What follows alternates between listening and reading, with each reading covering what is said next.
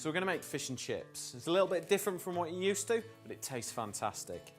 And for the chips, I'm going to use celeriac. It's a pretty ugly looking vegetable, but it tastes fantastic. First thing to do, cut the top off, turn it round, and cut the bottom off. Cut the outer skin off, just reveals all this really nice white kind of flesh. It's quite dry, it's not like potato, it's not got a lot of water in it, so they make really good chips. Cut them into centimetre slices, all the way through, and then kind of take half of them, put that back together, cut them into what you would normally expect chips to look like. So I've got a baking tray here. We just need to drizzle some oil on there. Just scatter them all over there.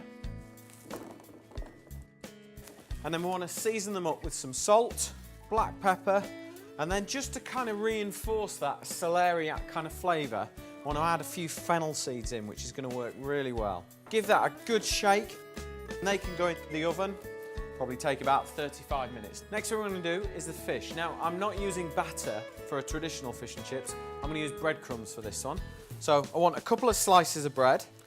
Cut those into smaller pieces just to give the food processor a bit of a head start. And then I've got one of these little handheld ones here, in with the crumb, and I'm going to flavour that with some herbs. So I've got some tarragon, parsley for a good bit of vibrant green colour. So on with that, and then blend that up. So you can see that's really nice and fine. It's just got that nice kind of green, fresh tinge to it. Next thing we need to do is get some parchment paper. So just pop that out, and we want a little bit of oil on there, and that'll stop the fish from sticking. Spread that about on there. And then for my fish and chips, I'm going to be using mackerel today. So just pop that onto the parchment paper, skin side down. All we need to do, scatter the breadcrumbs over the top of the fish. Nice and simple. And then any bits that you've missed, just scatter a few more on there.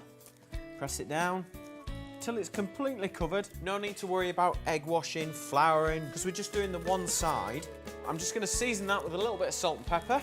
If you bring your celeriac chips out of the oven, these are just starting to soften and get crispy on the outside. To make this really easy on washing up, is move the celeriac chips down to one side. We'll just take this, pop it there, and then we'll put the whole tray straight back in the oven for another 10 minutes, 12 minutes maybe, till the fish is cooked.